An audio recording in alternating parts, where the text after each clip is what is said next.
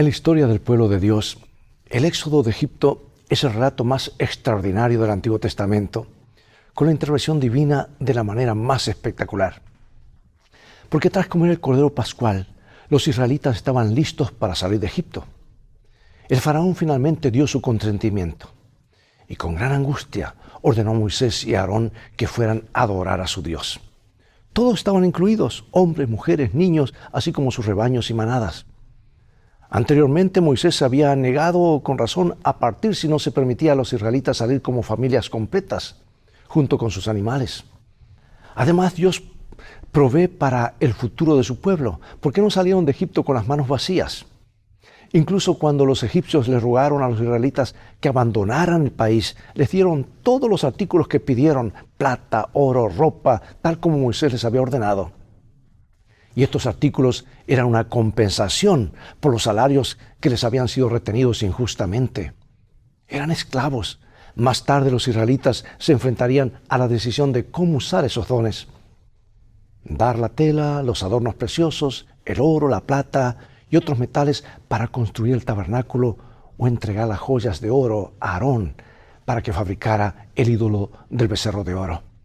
En un momento más estudiaremos el tema de hoy a través del Mar Rojo. Y vamos a abrir nuestras Biblias al comienzo o a mediados del libro de Éxodo, Éxodo capítulo 14.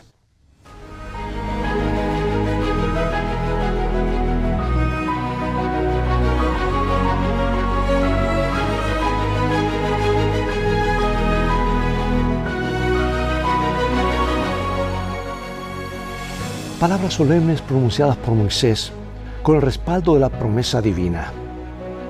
Y Moisés dijo al pueblo: no temáis, estad firmes y ved la salvación que Jehová hará hoy con vosotros. Porque los egipcios que hoy habéis visto, nunca más para siempre los veréis. Jehová peleará por vosotros y vosotros estaréis tranquilos. El Éxodo, amados, es la experiencia más dramática y gloriosa del pueblo de Dios en el Antiguo Testamento. Porque este acontecimiento es el modelo divino de cómo Dios derrotó a los enemigos de los hebreos e introdujo victoriosamente a los israelitas en la tierra prometida. Pero también es un símbolo de la salvación y la redención en Cristo. Desde el punto de vista humano, los hijos de Israel se encontraban en una situación desesperada, de la que no podían librarse por sí mismos. Solo Dios podía salvarlos. Y lo mismo ocurre con nosotros y el pecado. Estamos en una situación desesperada. Necesitamos algo aún más dramático que el Éxodo, la cruz de Cristo y lo que Él hizo allí por nosotros. Los acontecimientos relacionados con la salida de Israel de la tierra de Gosén, mencionados en Éxodo 12 y rememorados en el cántico de Moisés, alegremente entonado en Éxodo 15, son sobrecogedores y asombrosos, porque las señales y prodigios y milagros redentores de Dios alcanzan su apogeo en este contexto. Pero ni siquiera eso es comparable con lo que Cristo hizo por nosotros en la cruz, de lo que el drama del Éxodo fue una simple prefiguración. Bueno, en la noche de la Pascua, el juicio divino fue ejecutado sobre quienes no estaban cubiertos por la sangre. Nadie escapó debido a su posición, educación, estatus social o género. El castigo alcanzó a todas las familias, desde el faraón hasta los esclavos, e incluso a los primogénitos de los animales. El orgullo de Egipto estaba por los suelos. Y ahora, ¿qué extraña petición hizo el faraón y por qué, incluso cuando dio permiso para que los hebreos se vayan? Aquí está. E hizo llamar a Moisés y a Aarón de noche y les dijo: salid de en medio de mi pueblo vosotros y los hijos de Israel, e id, servid a Jehová como lo habéis dicho. Tomad también vuestras ovejas y vuestras vacas, como habéis dicho, e idos, bendecidme también a mí. Qué extraño, ¿verdad? Y los egipcios apremiaban al pueblo, dándose prisa a echarlos de la tierra, porque decían: todos somos muertos. Y llevó el pueblo su masa ante que se leudase, sus masas envueltas en sus sábanas sobre sus hombros, e hicieron los hijos de Israel conforme al mandamiento de Moisés, pidiendo de los egipcios alhajas de plata y de oro y vestidos. Y Jehová dio gracia al pueblo delante de los egipcios, y les dieron cuanto pedían. Así despojaron a los egipcios. Cuán interesante es que la petición del faraón a los hebreos cuando les permitió ir a adorar: bendíganme a mí, o ruegan a Dios por mí, dice. ¿Por qué pediría eso el rey de Egipto, un presunto Dios, en la tierra y entre su pueblo? Parecía que había comprendido el poder del Dios de los hebreos y deseaba beneficiarse de él. Sin embargo, ¿cómo podía Dios bendecirlo mientras estaba sumido en la rebelión, en la terquedad, el pecado y el orgullo? Aunque dio finalmente su consentimiento, no fue por sumisión a la voluntad de Yahvé, sino por la derrota que había sufrido. No estaba arrepentido, como lo revelarían sus acciones posteriores. Simplemente quería detener la devastación que estaba destruyendo su reino. O sea, amados, que Faraón fue humillado y dio permiso a Israel para salir de Egipto ante las trágicas consecuencias de la peor plaga. Permite ahora lo que se negó a conceder tantas veces antes, cuando demostró que no le importaba el sufrimiento que sus acciones acarreaban a su nación. Y comprensiblemente el pueblo egipcio también deseaba que los hebreos se fueran. Por favor, váyanse o todos moriremos, dijeron. Mientras tanto, Dios hizo provisión para que los israelitas no salieran de Egipto con las manos vacías, sino con lo que necesitaban para lo que resultó una experiencia mucho más prolongada que lo previsto.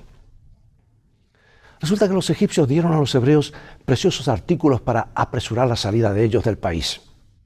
Y por otra parte, lo recibido eran salarios negados a los israelitas durante siglos de esclavitud. Seguramente los egipcios consideraron aquello como algo muy módico con tal de sacar a los hebreos de su tierra. ¿Cuántas veces nos hemos arrepentido de ciertas acciones solo por sus consecuencias y no porque fueran malas en sí mismas? ¿Por qué no consiste en eso el verdadero arrepentimiento? ¿Cómo podemos aprender a arrepentirnos de los pecados de los que, en cierto sentido, nos libramos, al menos a corto plazo? El tiempo prometido de la redención, de la liberación, estaba a punto de llegar. El pueblo debía estar preparado. No solo tenían que creer, sino también actuar en consecuencia. Dios les había dicho que lo que tenían que hacer, ahora tenían que hacerlo por fe. Y aunque en un contexto totalmente diferente a aquel en el que Santiago estaba escribiendo, el principio destacado en ambos casos es el mismo. ¿Quieres saber, hombre vano, que la fe sin obras es muerta? Éxodo 13, 1 al 16. Jehová habló a Moisés diciendo: conságrame todo primogénito, cualquiera que abre matriz entre los hijos de Israel, así de los hombres como de los animales, mío es. Y cuando Jehová te haya metido en la tierra del cananeo, como te ha jurado a ti y a tus padres, y cuando te lo hubiere dado, dedicarás a Jehová todo aquel que abriere matriz, y asimismo todo primer nacido de tus animales. Los machos serán de Jehová. Mas todo primogénito de asno redimirás con un cordero, y si no lo redimieres, quebrarás su cerviz. También redimirás al primogénito de tus hijos.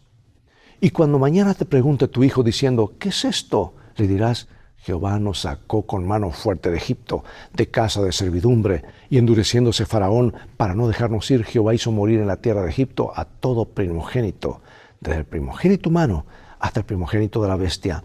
Y por esta causa yo sacrifico para Jehová todo primogénito macho y redimo al primogénito de mis hijos. Te será pues como una señal sobre tu mano y por un memorial delante de tus ojos, por cuanto Jehová nos sacó de Egipto con mano fuerte. Los primogénitos israelitas fueron perdonados por la gracia de Dios durante la última plaga. ¿Cuál es la razón de ser de ese mandato divino perpetuo que debería significar para nosotros hoy? Dios protegió misericordiosamente a las familias israelitas que estaban, por así decirlo, bajo la sangre, porque habían marcado por fe los dinteles de sus puertas. Y estas nuevas instrucciones vinieron del Señor a través de Moisés y dijo: conságrame todo primogénito varón. Esta legislación era válida tanto para los humanos como para los animales. Ahora, hay un principio, que subyace tras el mandato, y es que todo pertenece a Dios, pues Él es nuestro creador y el dueño de cuanto existe. Dice Salmo 24, del Señor es la tierra y su plenitud, el mundo y los que habitan en él. Mía es la plata, mío es el oro, dice el Señor Todopoderoso, dice Ageo 2. Los primogénitos de los israelitas eran el primer fruto de las bendiciones concedidas a ellos por Dios. Eran también una señal de su total consagración a Él y de que comprendían que todo lo que poseían procedía solo de Él. Y también vemos aquí la idea de redención, de salvación. Porque los primogénitos se libraban de la muerte porque estaban cubiertos o salvaguardados por la sangre.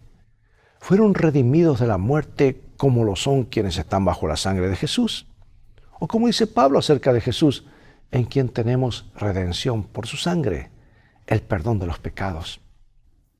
Dios dio a los hebreos ciertas normas acerca de cómo debía ser presentada la ofrenda correspondiente a la celebración de su liberación de la esclavitud egipcia. Y los animales debían ser sacrificados, pero los hijos debían ser redimidos. En Éxodo 13 se refiere a lo que debían colocar en sus manos y entre sus ojos. ¿Cómo simboliza esto la importante verdad espiritual de que independientemente de cuánta fe tengamos, debemos actuar en armonía con esa fe? La fe sin obras es muerta. Y en armonía, amados, con las instrucciones dadas por Dios a Moisés, los israelitas salieron de Egipto como un ejército bien organizado. Los hebreos se dividieron en unidades y marcharon como un ejército. Mientras tanto, Moisés llevó consigo los huesos de José. Este es un detalle muy importante del texto y revela el cumplimiento de las promesas de Dios en respuesta a la fe de José, que nunca perdió de vista la tierra prometida, aún en medio del esplendor y los privilegios de Egipto. Pidió que sus huesos fueran llevados a la tierra de Canaán. Creía que el Señor visitaría a Israel en Egipto y los llevaría a la tierra como había jurado. Y cuando Israel llegó a Canaán, los huesos de José fueron sepultados en Siquem. La columna de nube y la de fuego eran los signos visibles de la presencia de Dios entre su pueblo. El Señor estaba allí y se comunicaba con ellos también desde la nube. Y el faraón reveló ahora los verdaderos motivos de su corazón. No estaba convertido y nunca se arrepintió de verdad. Su petición a Dios para que lo bendijera era una farsa, tal vez un autoengaño. Reunió a sus ejércitos y fueron tras sus esclavos fugitivos. Cuán totalmente cegado por el pecado estaba realmente este hombre. Y cuando el pueblo vio venir al ejército al faraón, pronunció palabras y expresó sentimientos de que se harían eco más de una vez. ¿No había sepulcros allá en Egipto que nos sacaste a morir en el desierto? ¿Por qué has hecho así con nosotros al sacarnos de Egipto? Reclamaron a Moisés e indirectamente a Dios.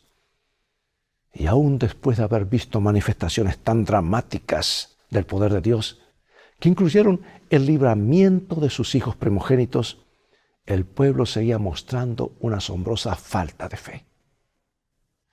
Piensa, hermano y hermana, amigo y amiga, en la última vez que te enfrentaste con una situación terrible.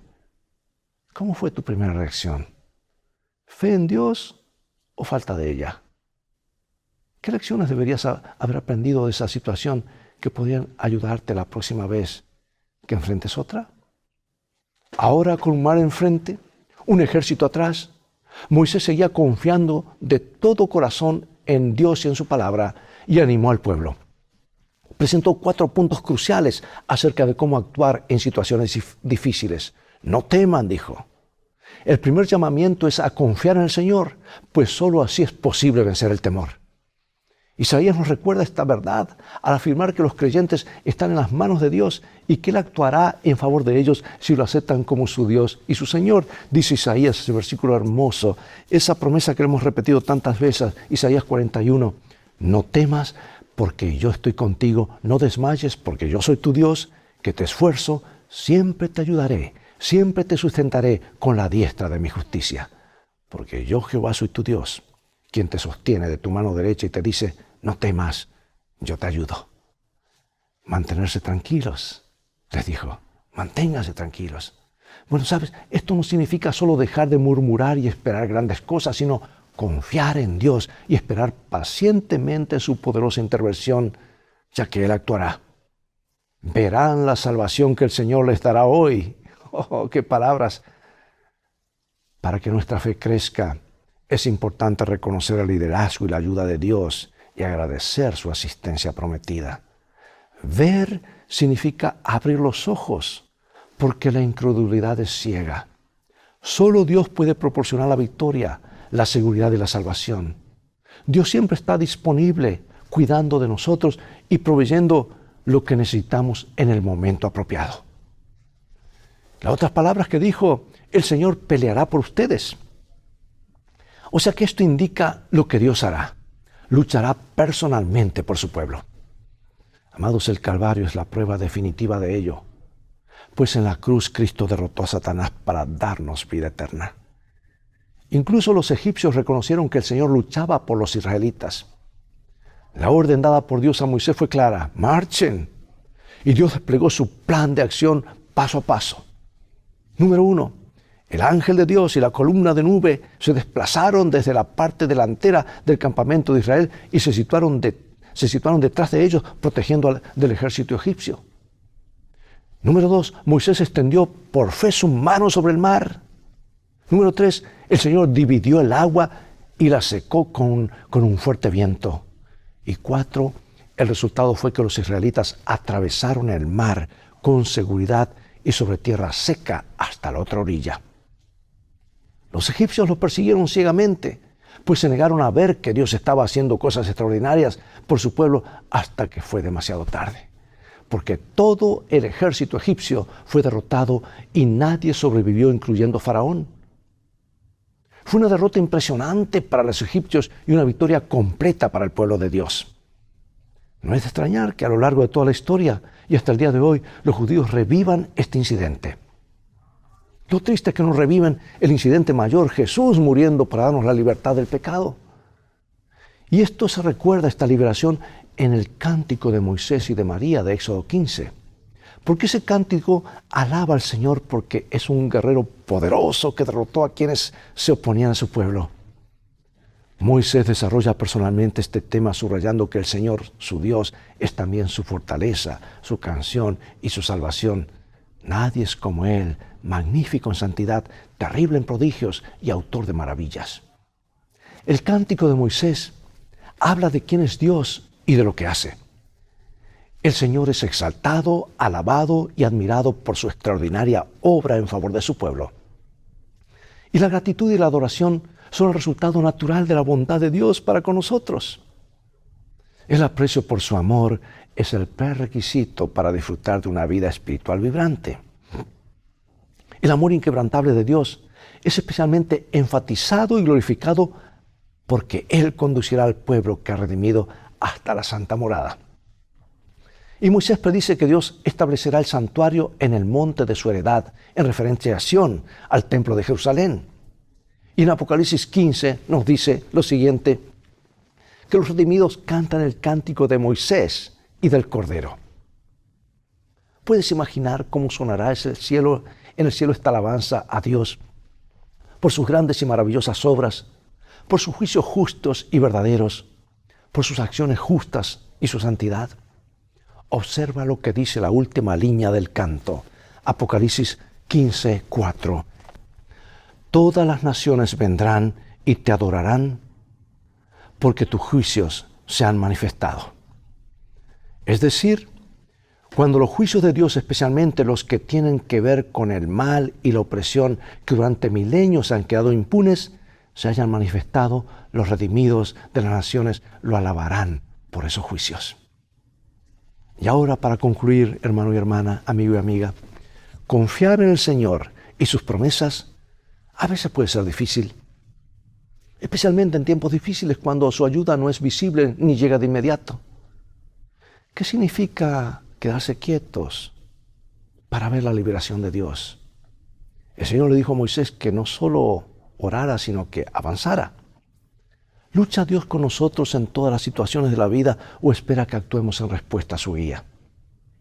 ¿Cómo sabes cuándo esperar y cuándo actuar? ¿Por qué Dios necesita con tanta frecuencia recordarnos y animarnos con el mandato, no temas? ¿Por qué nos desanimamos tan fácilmente? ¿Cómo pudo el Señor alcanzar la gloria mediante la derrota del faraón y su ejército? Oh, Dios estaba con los israelitas a pesar de su escasa fe, la escasa fe de ellos. Deseaba instruirlos y guiarlos a fin de que pensaran y se comportaran como su pueblo elegido. Dios los guió pacientemente y los dirigió a un lugar donde encontrarían menos desafíos. Ellen G. White comenta lo siguiente y dice: los israelitas estaban pobremente preparados para un encuentro con ese pueblo poderoso y belicoso. Tenían un conocimiento muy limitado de Dios y poca fe en Él, y se habrían aterrorizado y desanimado. Carecían de armas y no estaban habituados a la guerra. Tenían el espíritu deprimido por su prolongada servidumbre y se hallaban estorbados por las mujeres y los niños, los rebaños y las manadas. Y al dirigirse por la ruta del Mar Rojo, el Señor se reveló como un Dios compasivo y juicioso.